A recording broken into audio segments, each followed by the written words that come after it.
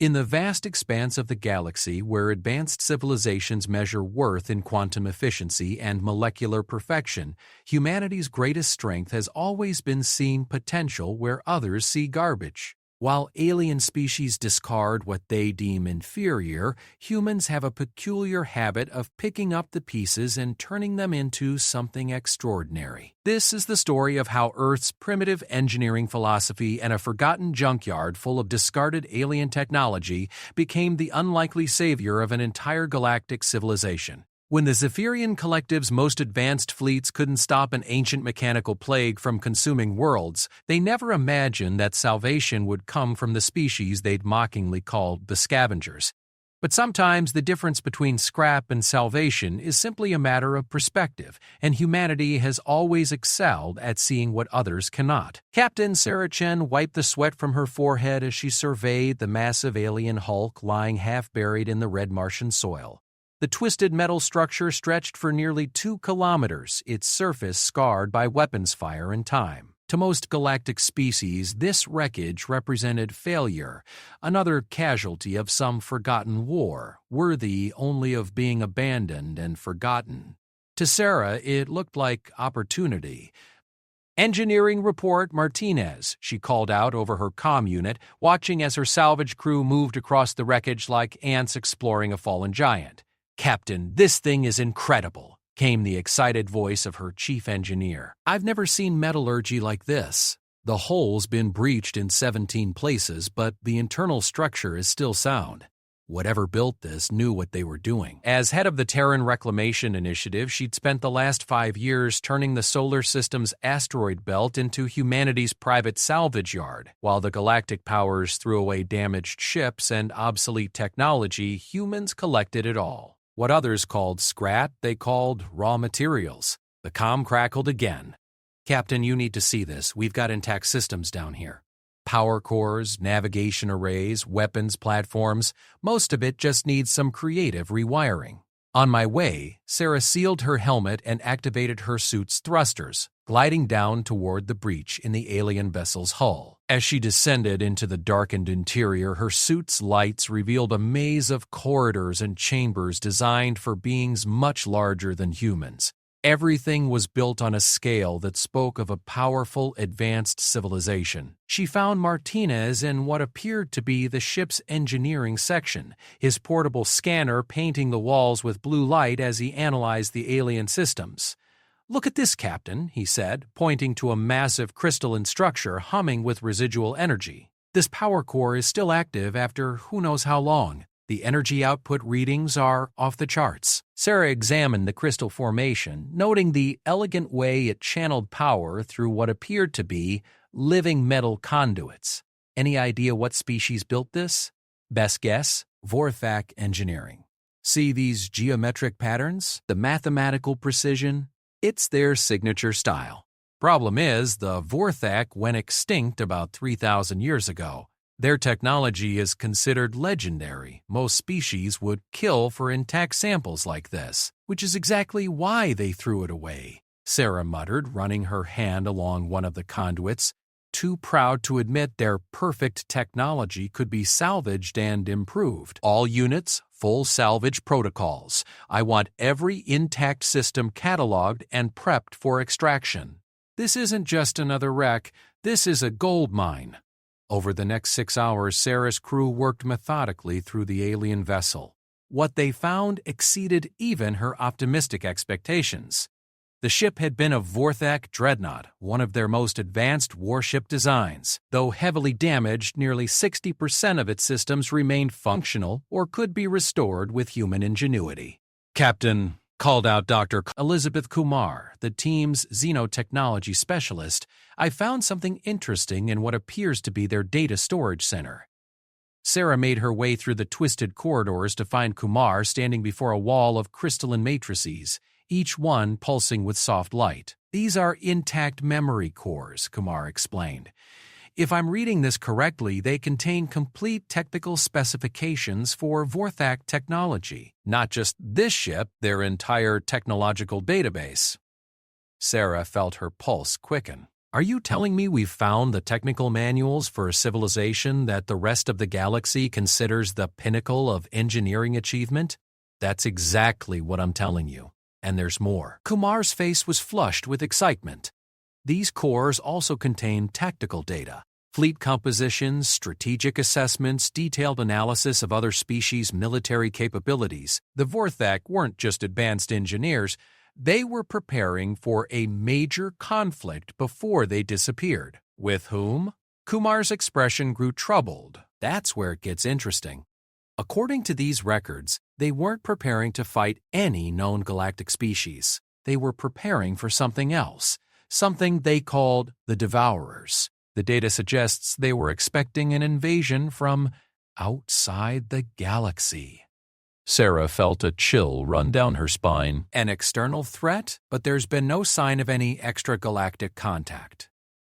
Not yet, Kumar said quietly. But these records are 3,000 years old. If the Vorthak were right about the timeline, she trailed off, checking her scanner again. Captain, based on the predictive models in these cores, the invasion they were preparing for should have happened about 50 years ago.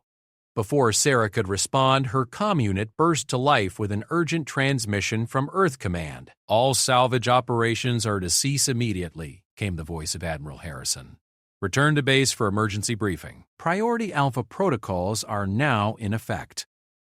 Sarah exchanged glances with her team. Priority Alpha meant only one thing: the security of the entire solar system was at stake. Understood, Command? Beginning immediate return to base. As her crew hastily packed their most critical findings, Sarah couldn't shake the feeling that Kumar's discovery was more than just a coincidence. The galaxy's most advanced species had vanished while preparing for an invasion that was now 50 years overdue. And now, just as humanity had stumbled upon their greatest technological treasure trove, Earth Command was calling an emergency alert. The journey back to Luna Base took 18 hours. During the trip, Sarah reviewed the preliminary data Kumar had extracted from the Vorthak memory cores. The picture that emerged was both fascinating and terrifying. The Vorthak hadn't just been advanced engineers, they'd been the galaxy's self-appointed guardians, maintaining a network of early warning systems and defensive installations across dozens of star systems. Their technology was built not for conquest, but for protection. Every ship, every weapon, every system was designed with one purpose: to hold the line against something coming from the dark space between galaxies. And they had failed. Upon arriving at Luna Base, Sarah was immediately escorted to the secure briefing room where Admiral Harrison waited along with representatives from the other major human colonies. The Admiral's face was grim as he activated the holographic display at the center of the room. 47 hours ago, our deep space monitoring stations detected massive gravitational anomalies at the edge of the Kepler sector, Harrison began. Initially, we thought it might be a natural phenomenon, perhaps a rogue black hole or gravitational wave event. We were wrong. The hologram shifted to show a three-dimensional star map with several points highlighted in pulsing red. These anomalies are artificial. Something is moving through hyperspace toward our region of the galaxy, and it's big. Multiple objects, each one roughly the size of a small moon. Sarah's blood ran cold. Admiral, we may have found relevant intelligence. The Vorthak records we discovered suggest they were preparing for exactly this kind of invasion. Harrison's eyes sharpened. Explain. Sarah quickly summarized their findings, emphasizing the defensive nature of Vorthak technology and their preparations for extragalactic invaders. As she spoke, she could see the pieces falling into place in Harrison's mind. So you're telling me that the galaxy's most advanced species built their entire civilization around stopping this threat, and they still lost? It appears so, sir, but there's something else. The Vorthak technology we found, it's not just advanced, it's adaptable. Their systems are designed to be modified, upgraded, and combined with other technologies. It's as if they knew their successors would need to improve upon their work. Harrison was quiet for a long moment, studying the tactical displays. Finally, he spoke. Captain Chen, I'm authorizing the immediate establishment of Project Forge. You'll have unlimited resources and authority to salvage, study, and weaponize every piece of alien technology we can get our hands on. The rest of the galaxy may have given up on this scrap, but humanity never has. Sarah felt the weight of responsibility settle on her shoulders. What about the Galactic Council? They won't approve of humans militarizing advanced alien technology. The Galactic Council doesn't know about the invasion yet, Harrison replied. And given their track record of dismissing human capabilities, I doubt they'd listen if we told them. We're on our own, Captain.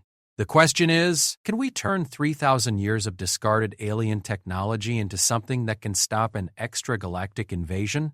Sarah thought of the massive Vorthak dreadnought, of the countless other wrecks scattered across human space, of the ingenuity and determination that had carried humanity from a single world to a dozen star systems in less than a century. Sir, if anyone can turn scrap into salvation, it's us. As the briefing concluded and the various department heads dispersed to begin their preparations, Sarah remained behind to study the tactical projections. According to the deep space sensors, they had perhaps 6 months before the invaders reached the outer colonies, 6 months to turn a junkyard into an armada. But as she looked at the preliminary analysis of the Vorthak technology, Sarah began to see possibilities. The alien systems weren't just advanced, they were modular, designed to work in combination with each other, and more importantly, they were designed to be improved upon by whoever came next. The Vorthak had failed, but they'd left behind the tools for their successors to succeed. They just needed someone crazy enough to pick up those tools and use them. 3 months had passed since Project Forge began, and the asteroid belt had been transformed into the galaxy's most chaotic and productive shipyard. Where once there had been only drifting rocks and abandoned wrecks, now there sprawled a maze of construction platforms, salvage vessels, and partially assembled warships that would have made any conventional military engineer weep with despair. Elizabeth Kumar floated in zero gravity within the belly of what had once been a Zephyrian luxury cruiser, now gutted and rebuilt as the prototype for humanity's new defensive fleet. Around her, teams of engineers worked to integrate Vorthak power cores with hegemony shield generators, while overhead, robotic arms welded Kitharin hull plates to a framework of human-designed support struts. The theoretical maximum output should be impossible, she muttered into her recorder, watching as readings on her scanner climbed steadily higher. The Zephyrian power management systems weren't designed to handle this kind of energy throughput. By all calculations, this should have exploded the moment we brought the Vorthak core online. Instead, the hybrid system was not only stable, it was exceeding every projection. The combination of human adaptive engineering and alien precision had created something neither species could have achieved alone. Kumada Bridge, she called over the comm system. The integration is complete. Power core efficiency is at 140% of baseline Vorthak specifications. Captain Chen's voice crackled through the speaker. How is that possible, Doctor? Near as I can figure, Captain, it's because we didn't follow the manual. The Vorthak cores are designed to self-optimize based on the systems they're connected to. When we started mixing technologies from different species, the cores began adapting to compensate for incompatibilities. The result is a power system that's more efficient than anything the original designers envisioned. Kumar pushed off from the core housing and drifted toward the observation window, looking out at the fleet taking shape around them. Dozens of ships in various stages of completion dotted the construction zone, each one a unique hybrid of salvaged alien technology and human ingenuity. No two vessels looked alike, some bristled with weapons arrays from 3 different species, while others sported shield generators that glowed with an eerie combination of colors never meant to mix. To any properly trained galactic engineer, the fleet would look like a collection of barely controlled disasters waiting to happen. To Kumar, it looked like the most beautiful thing she'd ever seen. "Doctor," came another voice over the comm, "this is Chief Martinez down in Engineering Bay 7. We've got a problem with the hegemony gravity manipulators we're installing on the flagship." Kumar sighed and activated her suit's thrusters, gliding through the ship's corridors toward the engineering section. She found Martinez standing before a massive spherical device that pulsed with unstable energy patterns. "The gravity field keeps fluctuating," he explained, pointing to his scanner readings.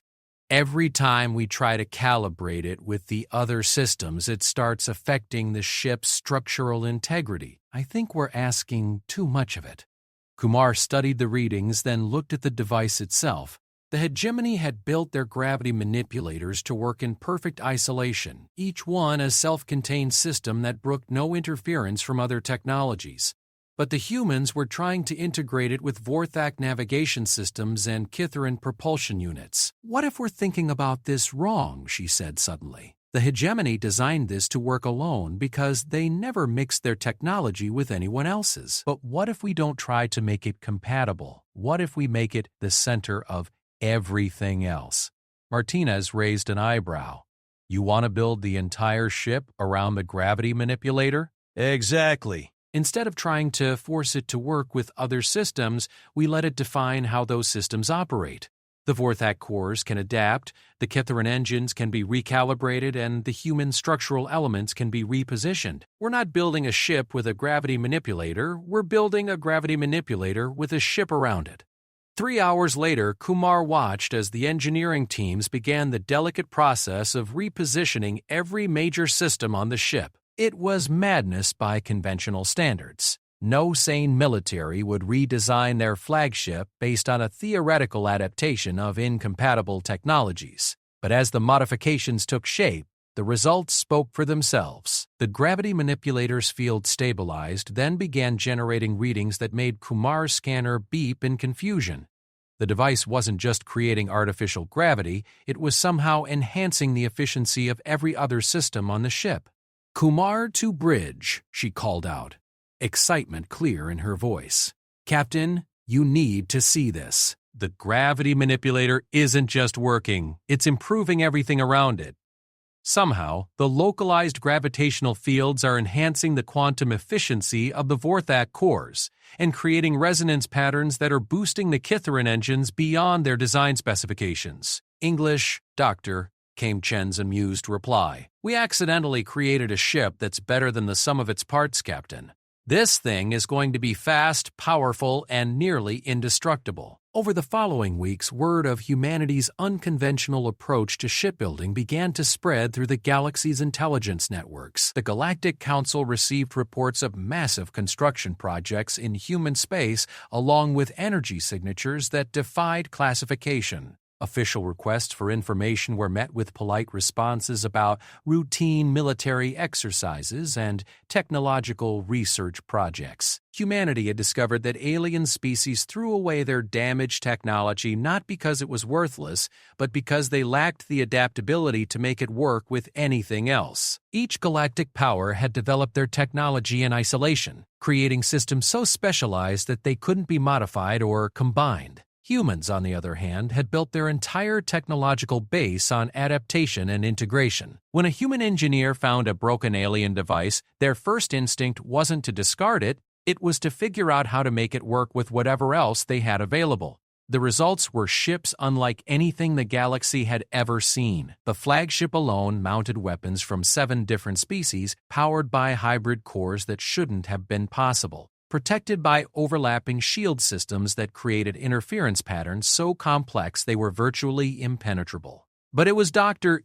Kumar's latest discovery that truly changed everything. She found it while analyzing the data cores recovered from various alien wrecks. Fragments of tactical information, engineering specifications, and historical records that painted a picture of the galaxy's military capabilities over the past several millennia. "Captain," she said, her voice tight with urgency as she entered the bridge of the newly completed flagship, "I've been analyzing the alien databases, and I think I know why the Vorthak lost.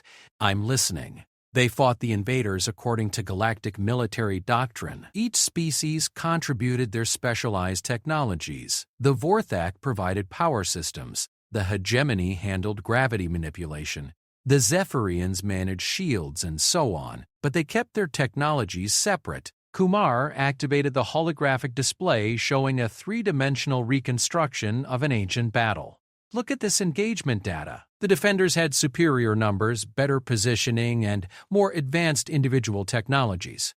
But their fleet formations show each species fighting as separate units, each using only their own equipment. Tactical segregation, Chen mused. Each species fighting the way they knew best, but not necessarily the way that would be most effective. And when the invaders adapted to counter one type of technology, that species' entire contribution became useless. It was like watching a symphony where each section played their own song instead of working together. Chen studied the tactical reconstruction, noting how the alien defenders had maintained perfect formation and followed established protocols right up until the moment they were overwhelmed. So what you're saying is that the most advanced military alliance in galactic history lost because they couldn't learn to share their toys. That's one way to put it, yes, but there's more. Kumar's expression grew troubled. I've been analyzing the invader vessels from these records, and I think I understand what they are. They're not ships in any conventional sense. They're more like mobile foundries. They consume matter and energy from whatever they encounter, then use it to build more of themselves. Von Neumann machines. Chen breathed. Self-replicating hunters. Precisely. And here's the terrifying part. They learn. Each engagement teaches them more about their enemy's capabilities. By the time they reached the galaxy's core worlds, they had adapted to counter every known form of galactic technology. Chen was quiet for a long moment, staring at the tactical data. But they've never encountered human technology before. More than that, Captain, they've never encountered anything like our approach to technology. We don't just use alien devices, we change them, improve them, combine them in ways their original creators never imagined. Every ship in our fleet is essentially a unique technological organism. So when these invaders try to adapt to our weapons, they'll be adapting to individual ships, not entire technological paradigms. By the time they figure out how to counter one of our vessels, we'll have already built a dozen more with completely different technological combinations. Chen smiled grimly. Doctor, I think you may have just explained why humans are going to win this war. 3 days later, the first elements of the scavenger fleet began their shakedown cruises. To external observers, the ships looked like barely controlled chaos. Vessels that had no business existing, let alone functioning. But as each hybrid craft completed its trials, the same pattern emerged. Performance that exceeded all projections, systems that worked better together than apart, and crews that adapted to their unique vessels with typical human flexibility. The Galactic Council's intelligence services reported the fleet movements with barely concealed alarm. Humanity was clearly preparing for something, and their new ships represented a level of technological integration that challenged fundamental assumptions about how advanced civilizations should develop. But before any formal inquiries could be made, the deep space monitoring stations detected the first wave of the invasion force. The ancient enemy had finally arrived, and they were heading straight for the galaxy's outer rim, where humanity's newest colonies waited with their improvised defenses and impossible ships. The test of whether scrap could indeed become salvation was about to begin. Admiral Sarah Chen floated in the zero-gravity construction bay at the heart of Luna Base, watching as the most ambitious project in human history took shape around her. What had once been a conventional shipyard had been transformed into something that resembled a cross between an engineering laboratory and a mad scientist's workshop. The ships taking form in the construction cradles bore no resemblance to anything that had ever carried the human flag.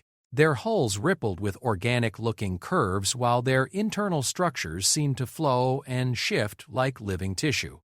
Massive Vorthak cores pulsed at their centers, surrounded by crystalline matrices that connected every system to every other system in an impossibly complex web of interdependence. "Status report, Dr. Kumar," Chen called out, activating her suit's thrusters to drift closer to the nearest vessel under construction. Kumar's voice crackled through the comm system from her position deep within the ship's adaptive core chamber.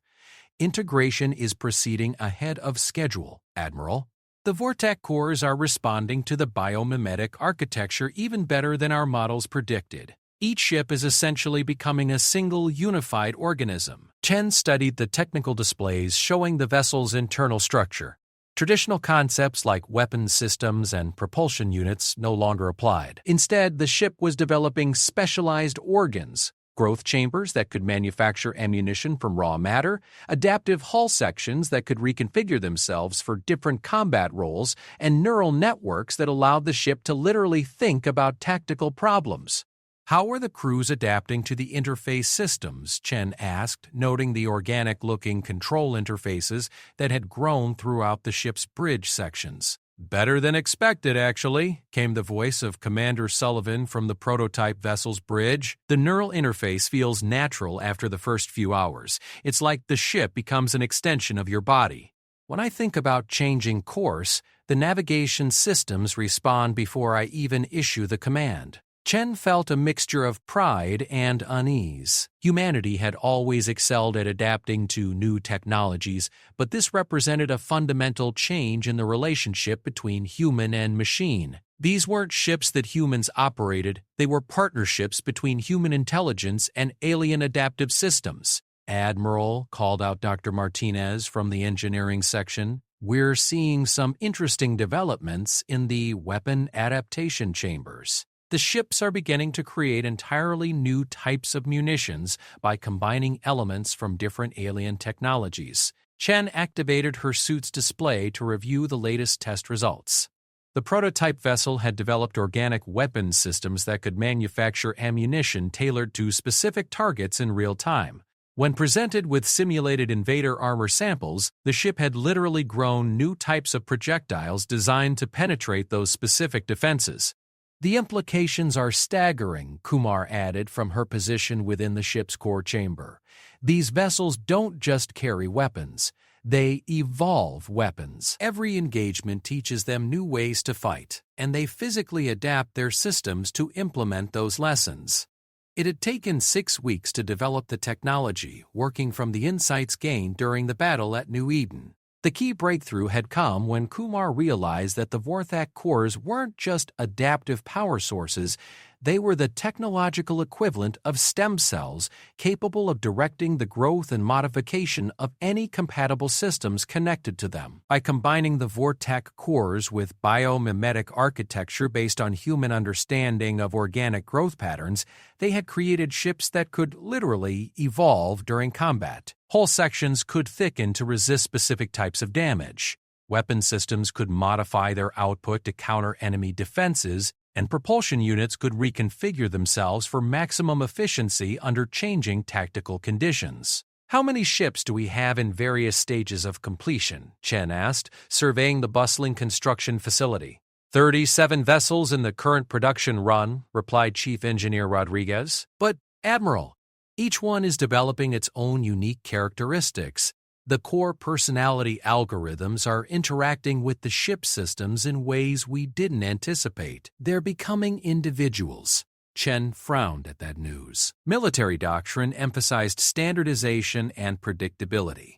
A fleet where every ship had its own personality and combat preferences could be a logistical nightmare. On the other hand, it was exactly the kind of unpredictability that had confused the invaders during their first encounter.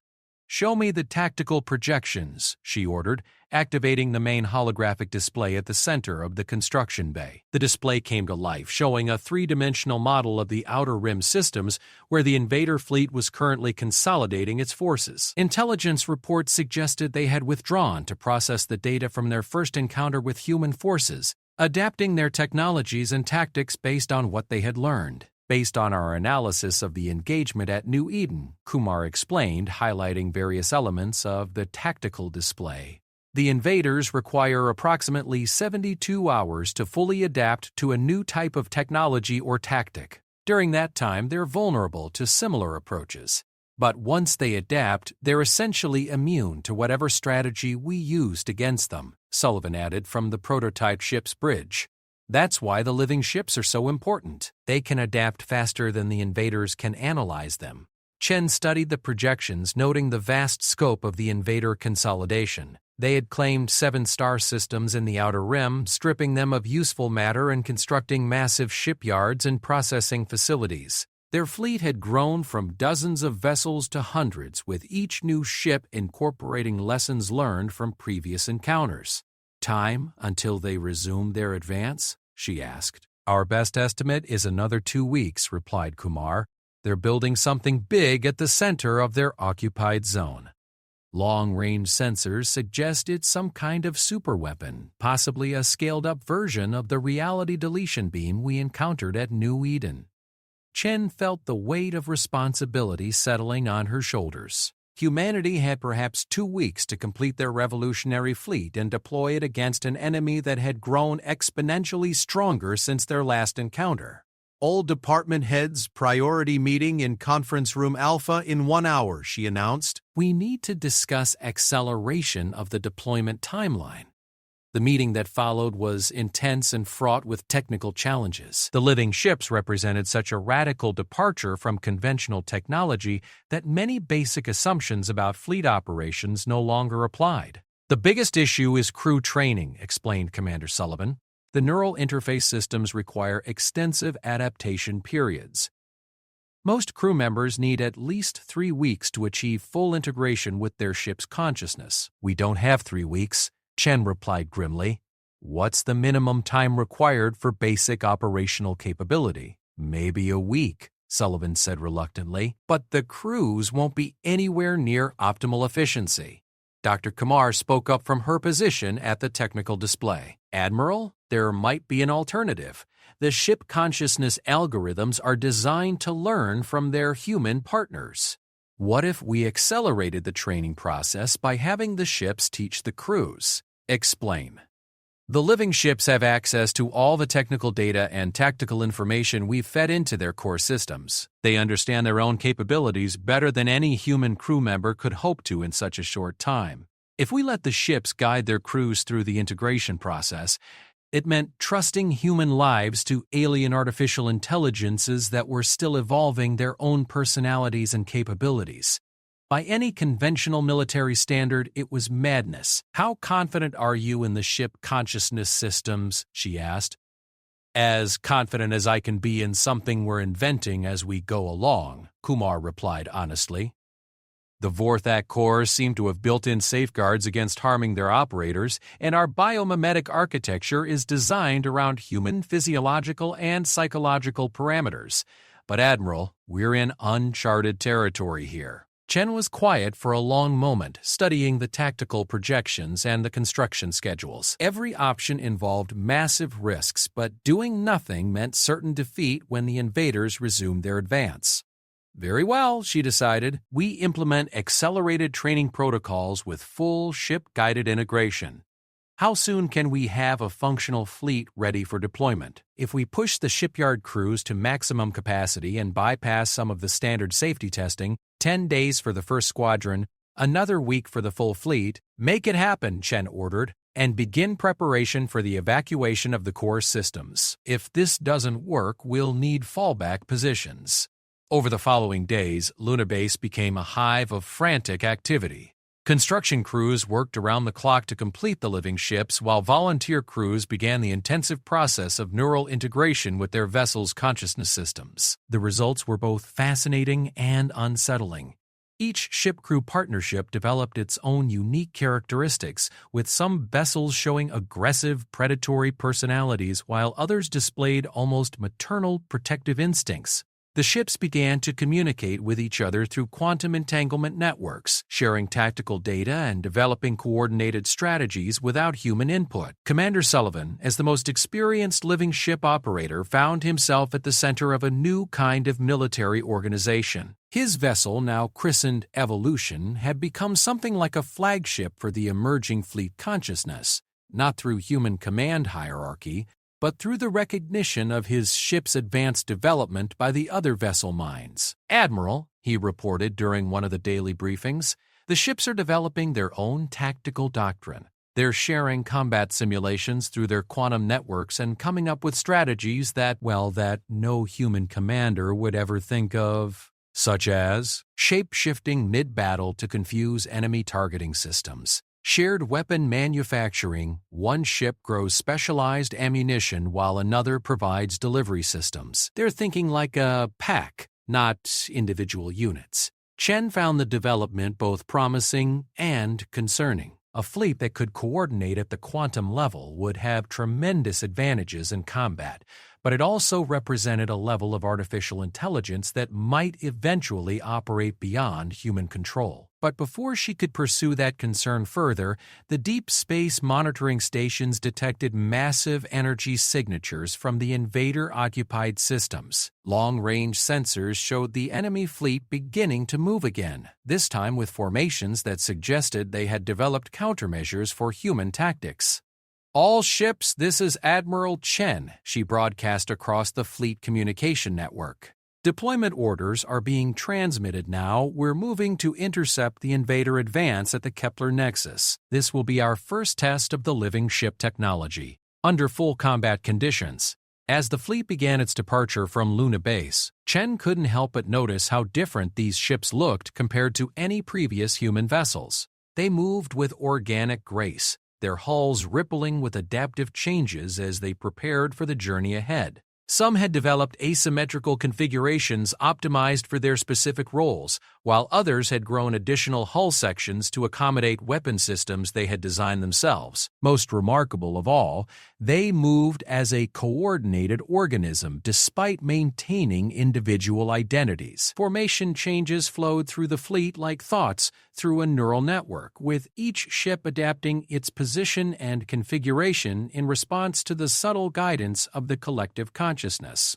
Humanity was about to discover whether their most desperate gamble would prove to be salvation or simply a more sophisticated form of suicide. The Kepler Nexus had once been a thriving hub of galactic commerce, where trade routes from a dozen species converged at a massive space station that could house millions of beings. Now it drifted silent and dark, its hull scarred by the weapons of two different invasions, first by the ancient enemy that had consumed its population, and now by the human fleet that used its strategic position as a staging ground for what might be the final battle for galactic civilization. Admiral Sarah Chen stood on the bridge of the living ship Synthesis, feeling the vessel's consciousness brush against her mind as it processed tactical data from across the fleet. The neural interface still felt strange after weeks of adaptation, like having a second set of thoughts running parallel to her own.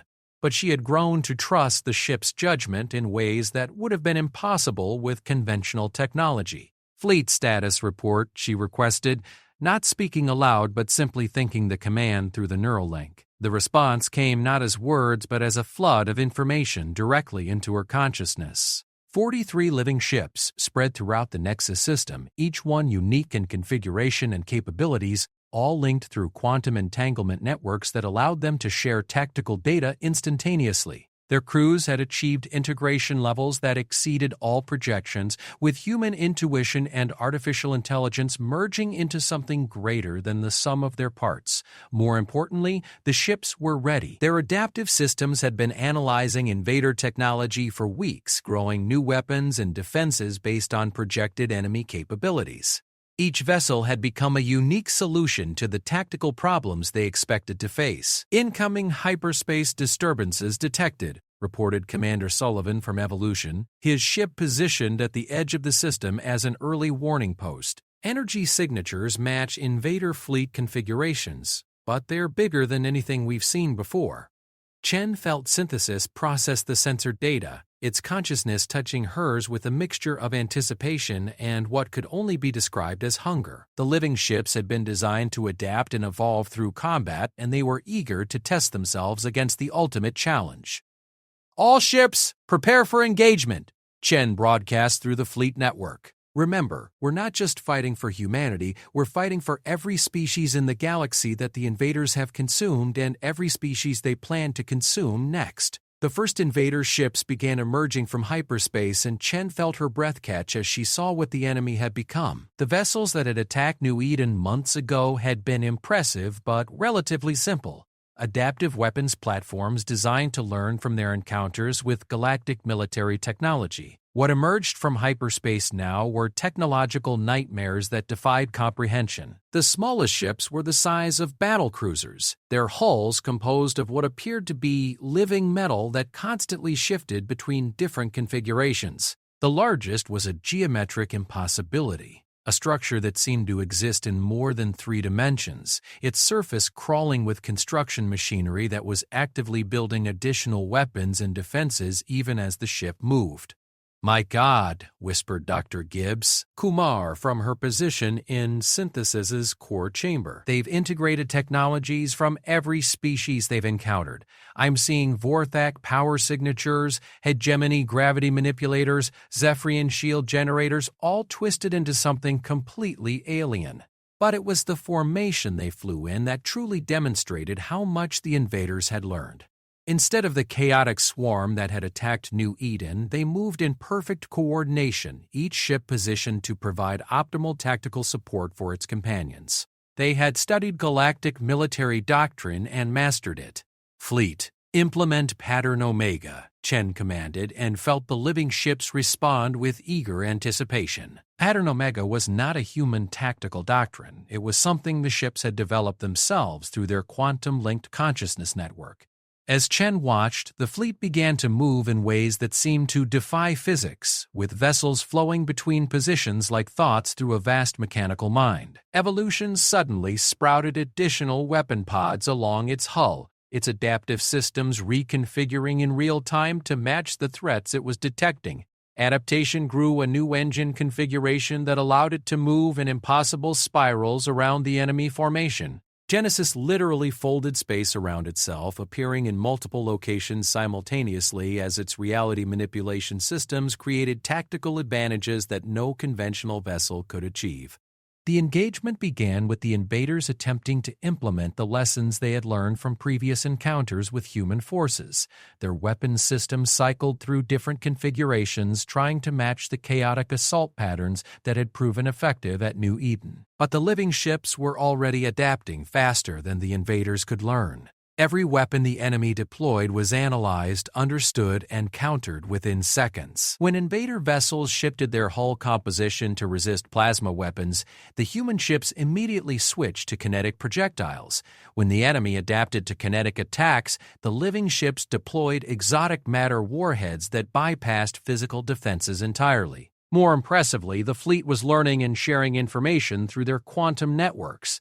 When evolution discovered that a specific type of energy pulse could disrupt invader adaptive systems, that information was instantly available to every other ship in the fleet. When Genesis developed a new hull configuration that provided superior protection against reality manipulation weapons, the other vessels began growing similar adaptations. "Admiral," came Sullivan's voice through the command network, "the invaders are trying to implement some kind of coordinated adaptation protocol. They're sharing tactical data just like we are." Chen felt Synthesis analyze the enemy fleet movements, its consciousness touching hers with something that might have been amusement. "I don't think it's going to help them," she replied. "They're still thinking in terms of discrete technologies and standardized responses. They can't adapt to something that's constantly changing at the fundamental level." As if to prove her point, the living ship metamorphosis suddenly reconfigured itself into something that resembled a cross between a Zephyrian energy projector and a Kitharan kinetic bombardment platform, then proceeded to fire weapons that combined the best features of both technologies while adding new capabilities that neither species had ever developed. The targeted invader vessel, caught in the middle of adapting to what it thought was a conventional attack, found itself overwhelmed by weapons that had literally never existed before. The battle raged for hours, with both fleets constantly evolving and adapting their technologies and tactics. But gradually, the advantage began to shift toward the human forces. The invaders' adaptive systems, designed to counter known galactic technologies, found themselves increasingly unable to keep up with vessels that were inventing new capabilities on the fly. The turning point came when the massive command ship, the geometric impossibility at the center of the invader fleet, attempted to deploy its reality deletion weapon against the human flagship. Chen felt Synthesis prepare for the attack, its consciousness radiating calm confidence as its adaptive systems analyzed the incoming threat. Instead of trying to avoid or deflect the reality manipulation beam, Synthesis did something unprecedented. It began to adapt its own existence to match the weapon's effects. As the beam struck the living ship, Chen felt reality bend around them, but instead of being deleted from existence, they began to exist in multiple quantum states simultaneously. "Admiral," came Dr. Kumar's odd voice, "the ship is learning to manipulate reality at the quantum level. It's not just adapting its technology, it's adapting the fundamental nature of what it is." The reality deletion beam, designed to erase matter from existence, found itself trying to delete something that existed in too many quantum states to eliminate. Instead of destroying synthesis, the weapon began to feed back on itself, creating cascading reality distortions throughout the invader command ship. "All ships, focus fire on the command vessel," Chen ordered. "Its reality manipulation systems are destabilizing."